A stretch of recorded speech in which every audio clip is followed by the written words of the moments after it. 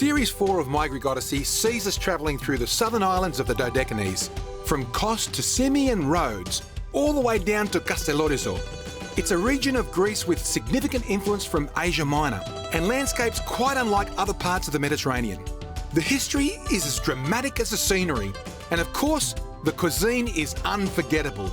There's the cliched beaches and wonderful people, plus unique cultural elements that give each destination its own personality. In this episode, I'm arriving on the island of Kos. It's the third largest island in the Dodecanese and the second most populous. So apart from there being plenty of landmass to explore, there's also loads of interesting people to chat to along the way. The planning of every season of My Greek Odyssey is incredibly involved. It's not just about what we see, do, eat, and who we'll meet, but there can also be up to 15 degrees in temperature difference from north to south. So we try to leave the warmer islands for the autumn. We've come down halfway through the Dodecanese Islands. We're here in Kos. This is the island that's known for the package tour, as you can see behind me. There are 30,000 people that live here all year round, but there's 1.2 million tourists. This island is, I call it the beginner's Greek island because it caters for everybody. There are thousands of hotel rooms, there's wonderful sandy beaches, and there's lots of history for you buffs out there that love your history. What I love about this island, what draws me to Kos is Hippocrates. And you know what? Your doctor probably swears by him because every single doctor in the world has sworn an oath, the Hippocratic Oath. And we're going to find out about Kos. I'm really looking forward to coming here again. Any visit to Kos starts in the capital with a look around the ancient harbour. Here you'll gain an understanding of the island as a whole, with an abundance of historical sites and landmarks that when explored with a guidebook in hand, you get an overview of the past, present and culture of the island. And I strongly advise you to grab a tourist map or travel guide because you could easily walk by some of the treasures and be oblivious to the stories they tell. I love to get off the boat and get on my bike occasionally, and here in Greece it's fantastic to do that. But in Kos, they've got a bit of a tradition because it's such a flat island. They've built bike tracks all over. I'm going to meet Christo, who's a local banker, and he's part of a bike club that's here. So I'm looking forward to a bit of a bike ride today. So Christo, how long have you been riding bikes? About 5 years. Yeah? Yes. So what made you start riding bikes? A doctor. A doctor? Yes. Suddenly he told me that I have a problem with blood pressure, and he told me that I have to take a pill. So I decided to change things. Fantastic. And you're on the bike now? Yes, now with a bike I changed my life. Christos has an all too familiar story. High blood pressure is a leading risk factor in heart attack and stroke, causing cardiovascular disease, which can lead to premature death. Nowadays, doctors are quick to prescribe medication, but healthy eating and physical activity is the option Christos took. So I'm going to have a crash here now, you know that. I'm going to have a crash because I'm trying to work this thing and talk to you at the same time. Be careful. I will, I'll try. Man, there's a lot of people riding bikes here. That's the meaning, to leave your car and take a ride. Take a ride, eh? Everybody rides bikes in Kos. Yes, of course. Yeah. Wow. When Christos visited his doctor for an annual checkup, he discovered he had extremely high blood pressure. He was prescribed a pill that he'd have to take daily for the rest of his life. But instead of taking the prescribed medication, he decided to change his diet and lifestyle, introducing exercise to bring down his weight and improve his overall health. Yeah. Forget it. You have to take the pill. Everybody take this pill. Wow. Give me an alternative, something different.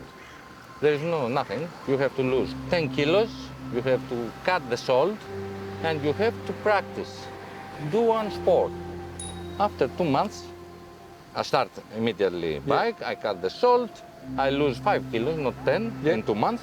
And suddenly I take my son to the doctor because he was ill. He checked the boy, and then he tell me, let's check the blood pressure. And the doctor says, did you see? One pill. Not something different. You take the pill and now you're okay. He thought you took the pill? Yes. I told him, no, I didn't take any pill. I do all the other things that you do. He didn't believe me. Choosing exercise and healthy eating as an alternative to his doctor's prescription may have been a risk, and by no means do I suggest you do the same. Personally, I like what Christos has done, largely because I can relate to it. 15 years ago, my father in his 90s looked at my 145 kilo mass and told me, I'm going to outlive you. It was a pivotal moment in my life. I stopped smoking, started exercising, and completely changed my diet. 2 years later, and 50 kilograms lighter, the old Peter was gone forever.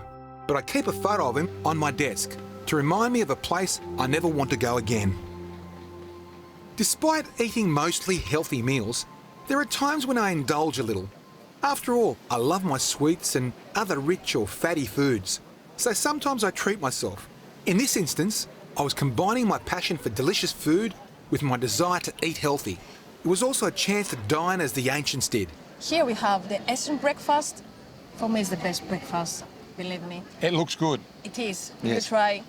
We have the goat cheese, honey with walnut and sesame, barley rusk, dried fruit Right. with apricot, plums, Figs. figs. There's also sultanas, there's all sorts of stuff there. What else have we got? Exactly. Pastelli. Which is sesame seed with honey. Exactly. Fresh fruit, Greek yogurt, and Varvara. Varvara. This is the one I don't know about. It has lentils in it, Walnuts, chickpea. chickpea, everything from the ground. Beans, exactly. I'm looking forward to that. I really want to try that, okay? It's perfect. Yep. Believe me. And red wine. Red wine for breakfast. Yep. And pancakes, but here we say tiganites. Tiganites. Tiganites with It's- honey and cinnamon. Righto, that looks a bit weird, but anyway. So let's start, because I'm hungry. I haven't had breakfast, Okay. so I'm hungry. Okay, you can try this. Perfect. It's got pomegranate, all sorts of grains in it, barley, almond. Oh, it's good. And tahini as well. Exactly. It's special here. They don't make this varvara anywhere else in Greece. This is a special varvara, isn't it? All in cost, yeah. Only in Kos. And only you guys make it. Anyone else make it here? Does anyone else? I think all in the small village after the coast they Okay. make. It is really good. So this tastes good. It's sweet, If you start, we can't stop. but it's really, it's really good. Varvara is made in various similar forms in other parts of Greece, as well as Turkey. There's subtle differences wherever you try it. This particular recipe, they claim to be Costa's own. And as you'll see later, there's quite a process involved in making it. So Vicky, thank you very much. This has been wonderful. Thank I'm you. going to actually Also, eat everything on this table because I'm hungry. I haven't had breakfast. And I see the cameraman over there. He's ready to come here and rumble the table as well. So, you know what? I'm going to see if Kyriako, my chef, can make this for me. Because that tastes so good. So It is good. really, I really good. know. It's so good. Anyway, fantastic. Helen will love this. She's far more health conscious than I am. But after asking Kyriako to make it, he said it's actually quite complicated. So if you want to know how it's done, stick around till later in the episode. Kos has its own identity, from Ottoman influence that's apparent in the architecture and hammams, right back to ancient times. It's the Roman era of classical Greek history that I was really keen to learn more about, as during that time, Hippocrates was on the island. This was his birthplace. He's known as the father of medicine, one of the great minds in history, and I wanted to learn more about him. Eleni, tell me, 30 years you've been guiding here in Kos. What brings you to Kos? I think Hippocrates brought me to Kos because Kos was not in my plans. When I finished the studies to become a guide in Athens, I was ready to start my career at the island Santorini. Right.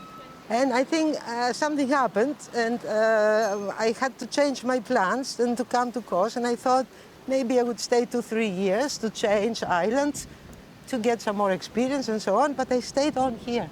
Yeah? This is amazing. And Hippocrates has kept you here. I think so. When it comes to Hippocrates, Eleni's the top guide in Kos, so a stroll around town is a great way to see the sights and learn about the island's history. Because of this amazing tree, which is a platanus connected with Hippocrates, he used to teach his pupils medicine in the shade of this tree. Is that right? Yes, it is the symbol of Kos. How old is this tree? It is about 700 years old, and it must be an offspring of the real Hippocrates tree, which stood here when Hippocrates was alive. What is specifically important about Hippocrates and why is he so important? Hippocrates founded what we call holistic medicine, which means he took into consideration the whole being, which means soul, body, and spirit. And he treated the patients respectively. He was the one who said that the diseases are psychosomatic, two Greek words meaning soul and body. Psychosomatic. Psychosomatic. He wasn't big on pharmaceuticals, was he? He didn't believe in giving people medicine. No, he believed in the power of nature, and his treating methods were natural. So he sat here and taught his students here. 2,400 years ago.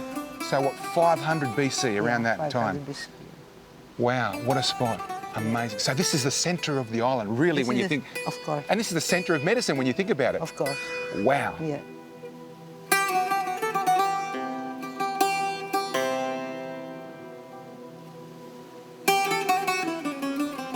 So Lenny, this is the ancient agora. The ancient Greek-Roman agora, where the people socialized, they prayed to gods, they listened to their politicians, they got informed about the new laws. It was the very heart of the town of Kos. Founded right after the foundation of Kos town as new capital in the year 366. But what's amazing is the town's still there. So it was used by the ancient Greeks, by the Romans, and the town's still here. Yes. Fantastic. That's right. This is a massive site where 3 temples have been excavated. The 2 larger ones were for the worship of Aphrodite, and the smaller of them was for Hercules. It reminds me a little of the size difference between Helen's and my wardrobes. I understand there's some myth or fable about Cleopatra here. What's the story? There is a rumor which goes that Cleopatra had hidden her treasury, her jewels, in the treasury of one of the temples of the Asclepion. Right, okay. So if we dig around here at the Asclepion, we might find them. Yes, we have to go to the Asclepion to dig. Well, I think that's where we should go right now. Let's go. Let's go and dig at the Asclepion. What do you think? But don't tell Helen, because she'll want to dig as well if there's jewels involved. Yes, yes.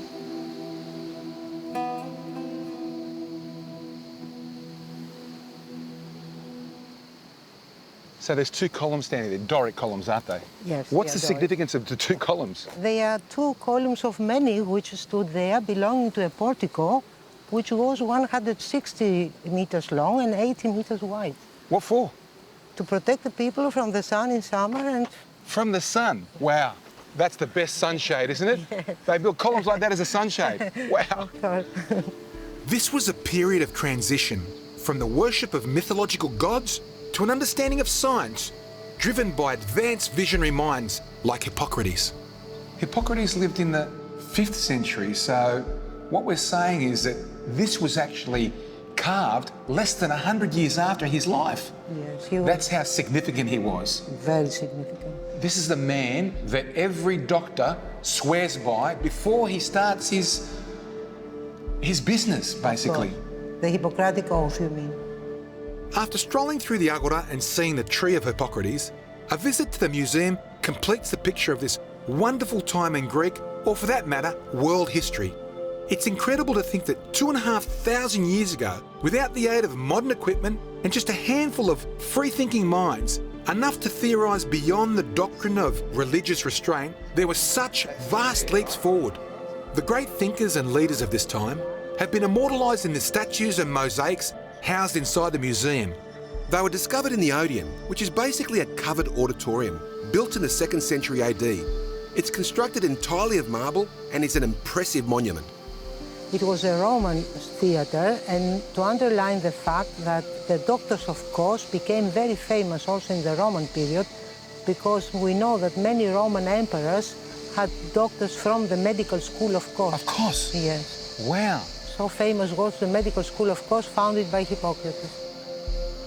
I love that many of the monuments and sites you see on Kos are connected to health and well-being, and in most instances, Hippocrates. But no landmark is more significant or grand than the Asclepion. Its scale and location at the highest point give it presence, but its role in the transition from people being pagan worshippers to following scientific practices gives it significance well beyond its grandeur. You don't have to be a scholar to appreciate how important this place must have been at the time. The magnitude of everything was out of this world. Whew, that's enough for me, Eleni. I think we've walked far enough. We'll walk up there. Let's have a bit of a rest here.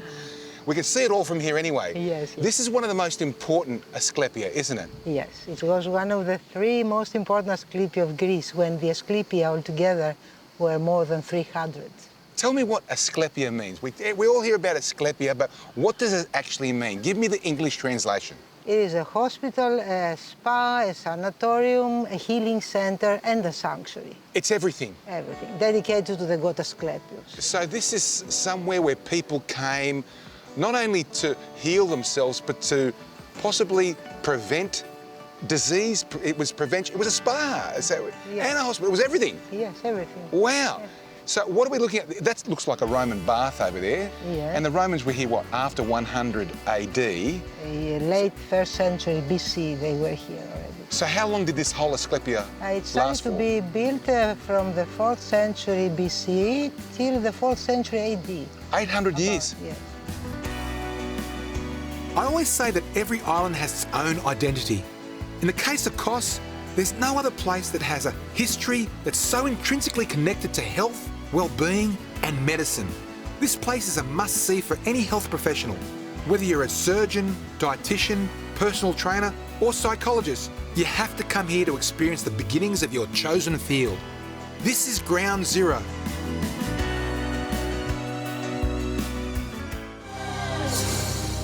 At the entrance to the main port stands the castle of the Knights of St John, also known as Neranja Castle. It was built in the 14th and 15th centuries and creates a grand arrival. Beyond the medieval ruins and into town, you enter a patchwork of architecture with buildings from throughout the island's history. And due to tourism being the main source of income for Kos, there are plenty of shops, cafes, taverns and bars where you can spend your days eating, drinking and people watching. You'll also notice that some of the older structures bear the scars of a huge earthquake that shook the Aegean in 2017. They were quick to rebuild, although a little of the devastation that occurred still remains today. If you were none the wiser, you'd probably think the buildings were just crumbling with age.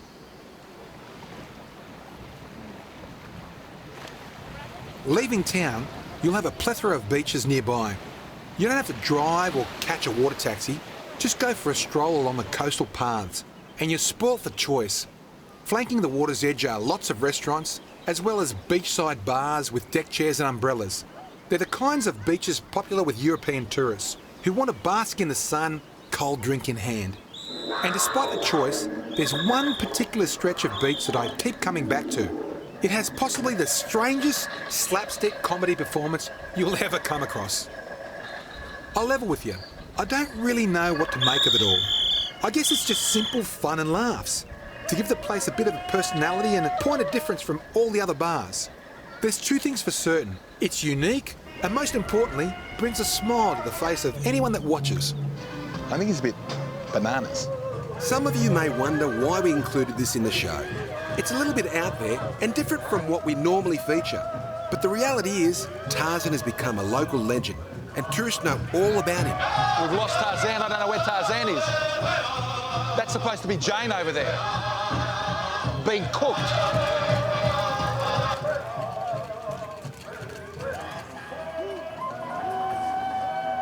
I've come across countless weird and wonderful characters as I've travelled through Greece. The unique people are what give the place a bit more colour and personality. And when you think that there are thousands of beaches throughout the country, it takes something special to set one apart from the others. So here in Kos, it's Tarzan that makes this otherwise relatively uninspiring beach something to remember. I mean, how could you forget this performance?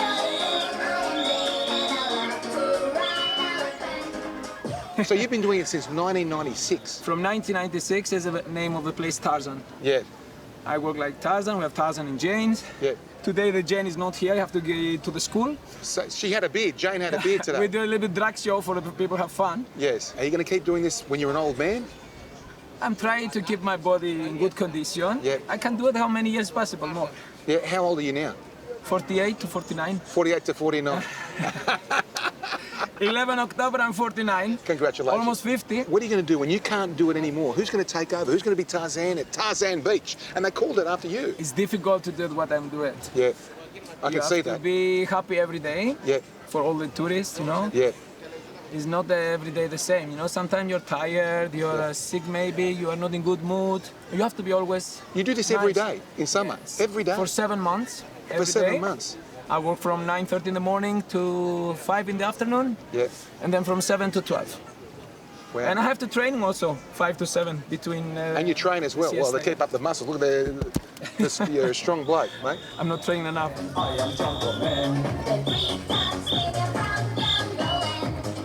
Clearly, they're all having a great time. It's kind of refreshing to see such uninhibited joy. The show turns the quiet, peaceful beach into a noisy but fun commotion.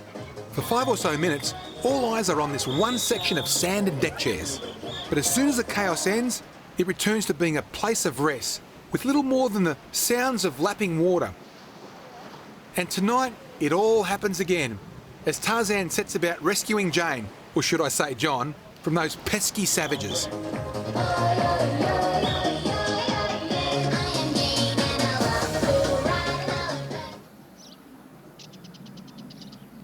"30 minutes out of town, in an isolated area, is the little hamlet of the Hippocrates Garden Cultural Centre. It's a reconstruction of a 5th century BC Greek settlement, and the type of town Hippocrates would have likely lived in. Surrounding the buildings is a beautiful garden filled with fruit trees, herbs and a vineyard. First impressions of the regular visitors is that you're taking a trip back in time to the 70s. To the uneducated, they seem like hippies. But when you understand the history of Kos, you come to see these people as outliers and visionaries, much like Hippocrates would have been in his time. This is a space of relaxation, mental well-being and physical health. It's a non-judgmental, spiritually aware community where the people lead a simple life based on the teachings of Hippocrates.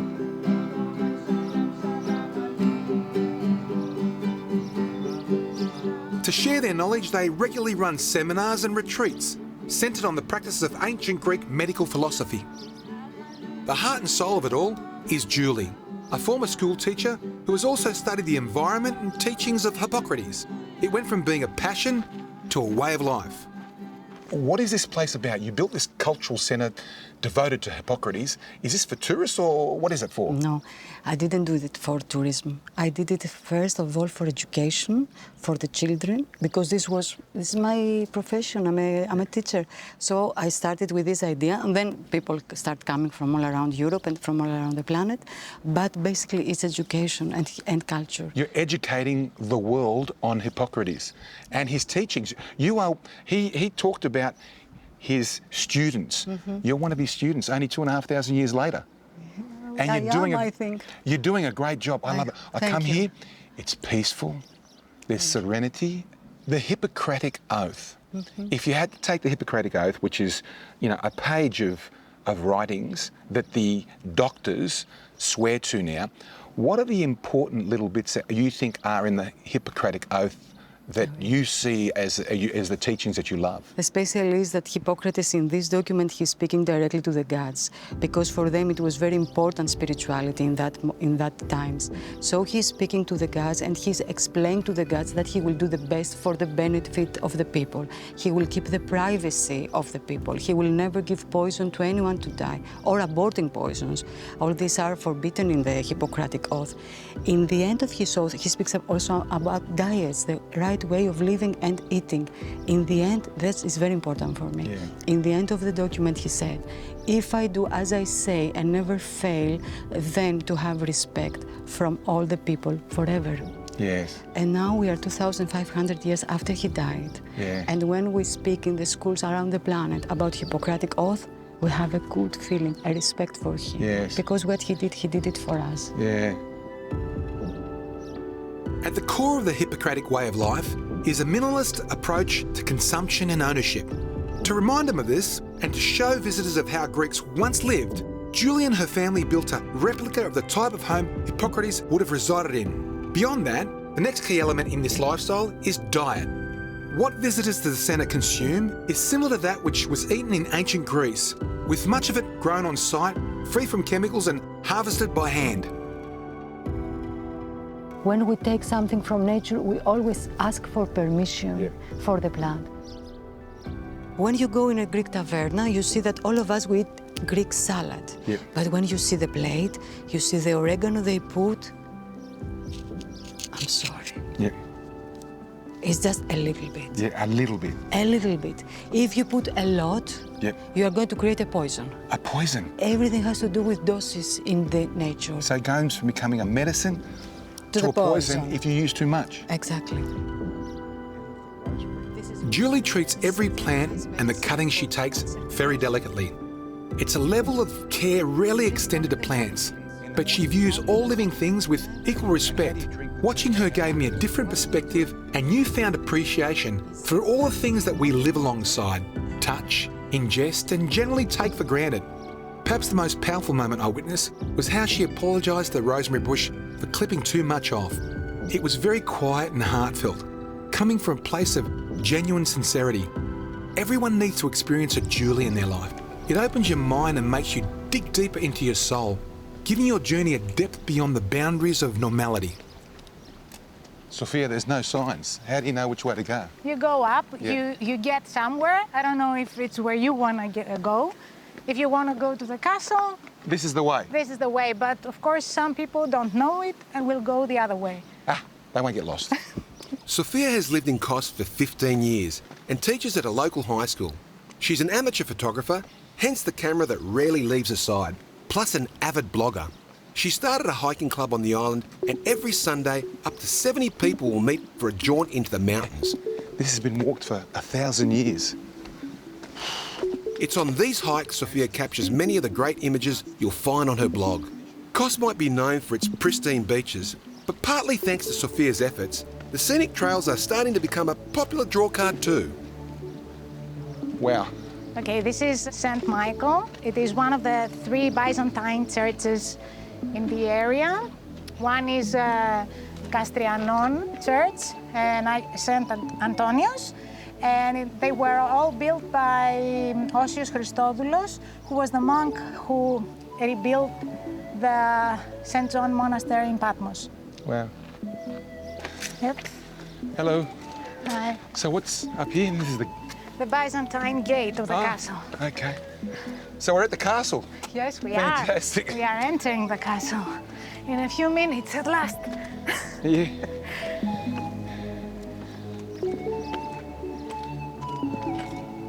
I'm happy to admit that the castle of Paliopili is not one of the most aesthetically appealing or awe-inspiring fortresses you'll come across.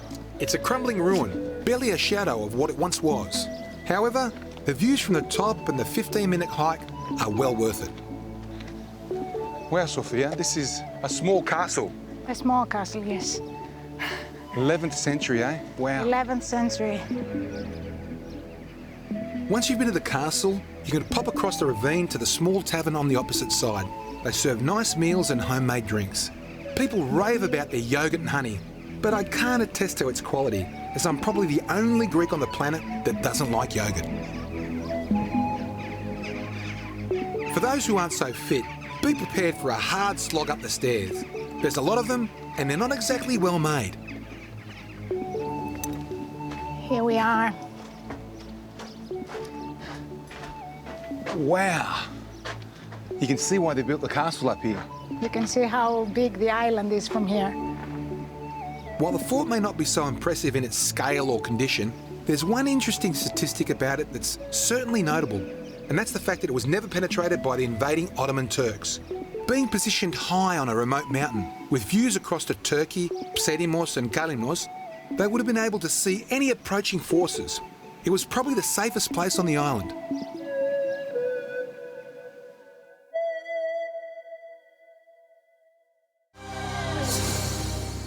In the galley aboard Mia Zoe, Kyriako and I were about to attempt cooking varavara, which I'd tried earlier at the Agli Cafe. A word of warning, there's quite a lot to it, so you'll not only need plenty of time, but patience too. It's worth the effort though. The process actually started the night before. I'm going to run through something very, very quickly so you can understand it. We've got honey, we've got tahini, we've got 1.5 liters of water, we've got cranberries. You can use raisins, any sort of dried fruits. We've got apricots, we've got pomegranate, we've got almonds, we've got cinnamon, we've got barley, sesame, and we've got legumes. Look at all those different legumes in there, all the different colours. There's black-eyed beans, there's little kidney beans, there's orange legumes, there's lentils, there's everything. We've got walnuts. It's fantastic. Now, there's a lot of preparation here the night before. We take the barley and we soak it, and this is what comes out the next day. We take the sesame and we grill it in the oven for at 150 degrees for how long? Half an hour. Sure. We take the legumes and we have to soak them as well. We soak them in water overnight, and what do they look like afterwards? Those colours are basically gone and it's a bit dull. That's the preparation, and then it just all goes together. What happens now, Kyriako? What do we do? Θα ξεκινήσουμε, αυτά τα έχουμε βράσει 2 ώρες ήδη, έτσι. We've boiled them for 2 hours, right? Okay. Και ξεκινάμε να βράσουμε αυτά εδώ. Okay, the barley gets boiled. And what's really, really important is once it's been soaking overnight, you need to wash it maybe 10 times. Ναι. To just get all the... να το τρίψεις καλά. And trypsi it, whatever that means in English. Constantly stir it while on the boil, adding the almonds and legumes as you go. At this point, the smells are amazing.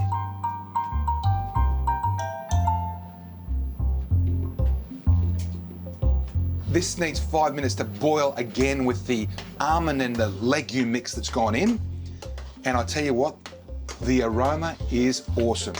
It looks fantastic. Now this is like a porridge. It looks like a porridge, doesn't it, you know? A warm porridge. Next, we place the honey and tahini into the food processor, followed by the grilled sesame, some of the liquid from the pot, and a little bit of the barley and legume mixture. This is done to help bind everything. Once it's all in the blender, you mix it well for a couple of minutes.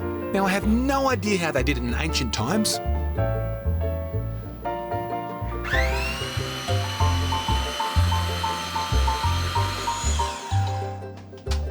Τέλος. Okay, that's it. So now we try and get it off the hopper. Και το ρίξουμε όλο μέσα. Oh, wow. And we don't want to stick the blade in as well. It's not a good idea. But that's just to prove that no one's perfect here. Kyriako's very, very close to perfect. I think I bumped in. It's my fault. I'm the one that's way away from perfect. Look at it. Look, have a look. Let's go back down there. So we stir under heat for a couple of minutes to let it fill a bit. And it's looking fantastic. Look at that. Wow. Now, if you're making this for breakfast, you'd probably have to get up about an hour and a half early to get this done. So I don't know how the ancients did it. I don't know what they did. You know, they had nothing to do, obviously. And the fruit's going in, the dried fruits are going, ooh, they look good. Oh, look at them, we've got this guy's coming in as well. And it's going to let me do it. Yeah, wow.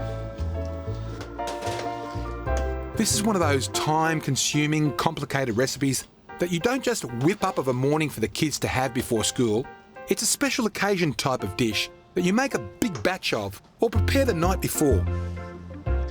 Okay, what happens now, Kyriako? We've still got this stuff to put in, right? So what do?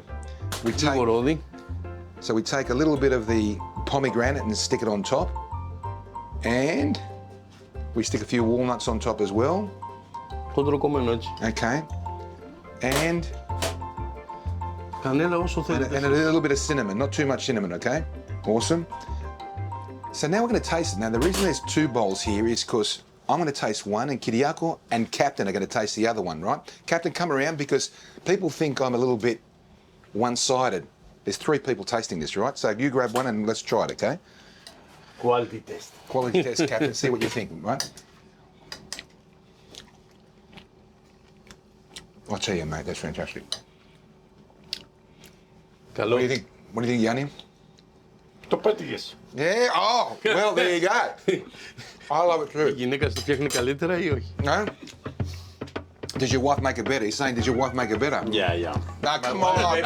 Clearly, Captain didn't want to hurt his wife's feelings, because even though I've not tried her version, it's hard to imagine a better one than Kyriako's. I really want to experience the Asclepian way of life, but unfortunately, it closed 1,500 years ago. And the closest thing to it is the hammam, the Turkish baths that are here in Kos.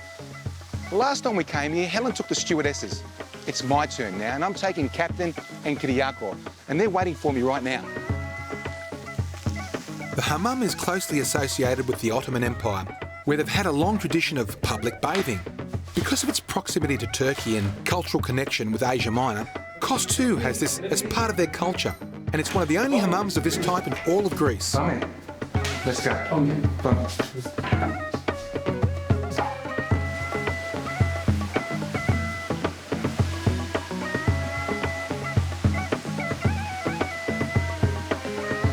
It's a very involved and quite theatrical process, at least for those performing the bathing. For us, it's incredibly relaxing. You can see why it's so popular. I could easily go for one of these every week. Kyriako had to wait his turn. Lying on the warm slab of marble was so calming that he almost fell asleep. It's such a soothing atmosphere, even if I was talking the whole time. To finish things off, you go from being scrubbed and bathed in hot water to a final dousing in freezing cold. It's a shock to the system, but it's also invigorating. Kyriako was happy to wait. He was probably content just with having a sauna. Captain Yanni, on the other hand, was making the most of it. And when it finally came time for Kyriako to have a turn, well, let's just say Captain made the most of that opportunity too. Kyriako later admitted he genuinely thought it was one of the women giving him the back scrub. These two spend so much time together, they're practically brothers. The hammam isn't just a place for a scrub. For example, the captain was desperate for a pedicure and Kyriako was excited about having a manicure. But to prevent them being teased at the shipyard, we left it out of the show.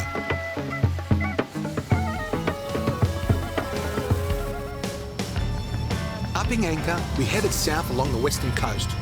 Throughout this stretch, there are lots of beaches protected from the prevailing winds. As a result, along the shoreline, they've built resorts and other attractions for holidaymakers. I normally avoid the busy tourist centres, but one beach in this part of Kos is well worth a visit. And despite the resorts being right in front of you, it doesn't seem overcrowded. The southern part of Kos has an abundance of sandy beaches. This one right here is Agios Stephanos, and it's called Agios Stephanos because of this basilica that sits here. There's actually two that date from the 5th century AD. Below them are some pagan temples from 5th century BC. It's an absolutely wonderful beach, but over there is Kasti, and that little church over there is St. Nicholas, and I'm about to swim and light a candle.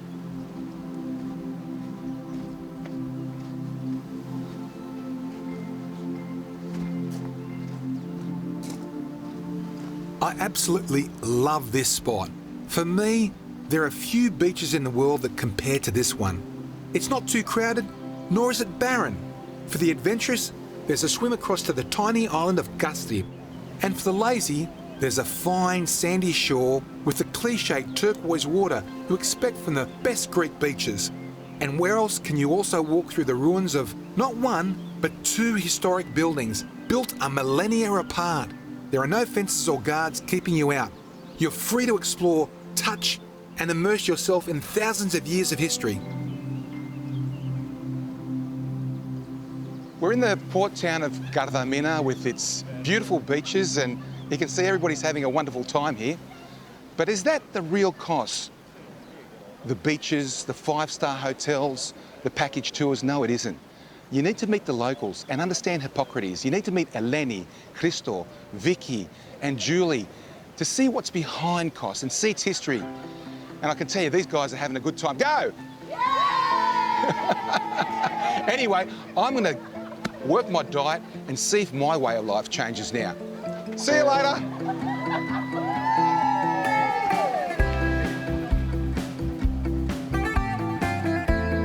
What a spot. It's no wonder there are so many tourists here. The holiday makers keep the island alive, fueling the economy with their summer spending.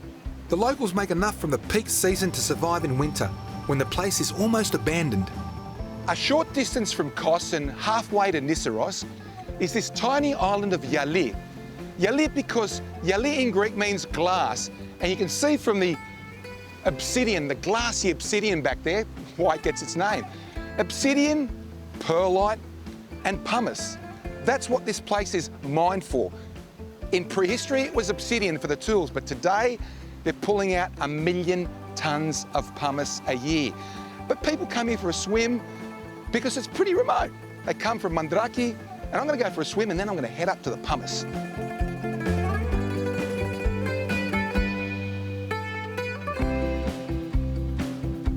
It's a huge operation, visible from miles away, but they're pretty relaxed in these parts, so you can pop over to the island and have a look around the shoreline.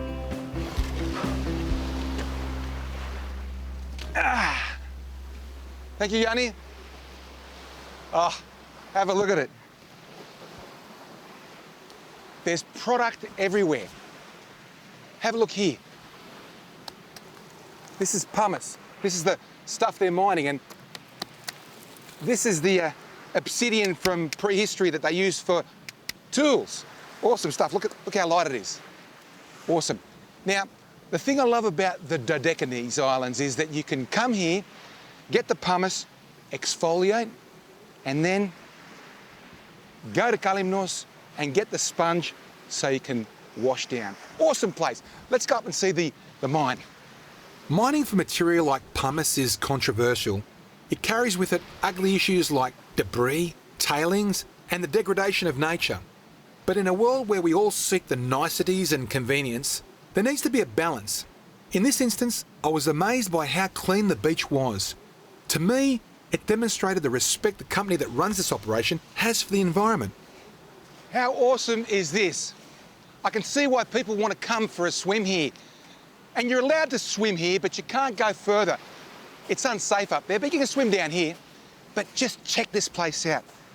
There's pumice everywhere, but 160,000 years ago, it wasn't here. It was all sea. There was this massive volcanic eruption below the surface.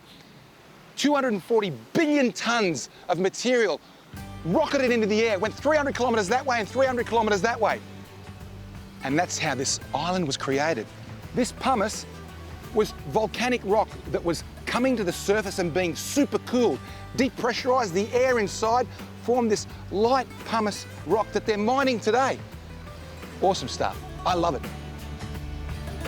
This island sits under the prefecture of Nissiros, and as a result of the royalties the mine generates, the municipality is one of the wealthiest in Greece. That money then goes back into infrastructure, healthcare, and other things that benefit everyone in the region. So it might be a destructive industry, but there are some positive being gained. Most importantly, they work hard to minimise polluting the surrounding sea. With Series 4 well and truly underway, ahead are several weeks of island hopping throughout the islands of the southern Dodecanese. The next stop is Nissiros, an island that's free of resorts and tourist crowds. It's a landscape dominated by a volcanic heart, where quaint towns and quiet beaches provide an experience very different to Kos. I then make my way to Tilos, an island that until now I'd never stepped foot on. Speaking of feet, Captain Yanni loved his pedicure. To see more of My Greek Odyssey, head to our website at mygreekodyssey.com. There you'll find plenty to keep you entertained, including Kyriakos' awesome recipes.